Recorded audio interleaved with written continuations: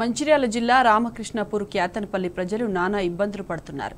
Kyathanpalli municipality పరిధిలో railway gate ప్రాంతంలో వంతెన నిర్మాణ పనులు నత్తనడకన సాగుతుండటంతో ప్రజలు తీవ్ర ఇబ్బందులు ఎదుర్కొంటున్నారు.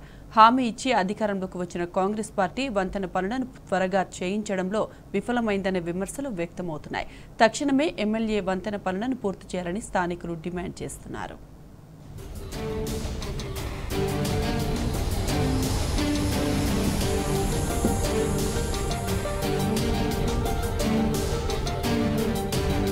మంచిర్యాల జిల్లా రామకృష్ణాపూర్ క్యాతన్పల్లి రైల్వే గేటు కష్టాలు వర్ణనాతీతం. సుమారు 3 నుంచి 4 రైళ్లు రాకపోకలు సాగిస్తుండటంతో ప్రయాణికులు గంటల పాటు నిరీక్షించాల్సి వస్తుంది. కొన్నిసార్లు గేట్ లాక్ అవడం, సిగ్నల్ రాకపోవడంతో రైళ్లు గేటు మధ్యలోనే నిలిచిపోతున్నాయి. దీంతో ప్రయాణికులు చేసేదేమీ లేక ప్రమాదమని తెలిసినా రైలు కింది నుంచి దాటుతున్నారు. గమ్యస్థానాలకు చేరుకోవాలని కొన్నిసార్లు రైలు వస్తుండగానే వాహనాలతో గేటు దాటుతున్నారు. రైలు దగ్గరికి వచ్చేది గమనించకుండా వాహనాలను దాటిస్తుండటంతో ప్రమాదాల బారిన పడుతున్నారు. గతేడాదిలో పట్టణానికి చెందిన 2 యువకులు రైలు ట్రాక్ దాటించే క్రమంలో అతివేగంగా రైలు ఢీకొనడంతో అక్కడికక్కడే మృతి చెందారు.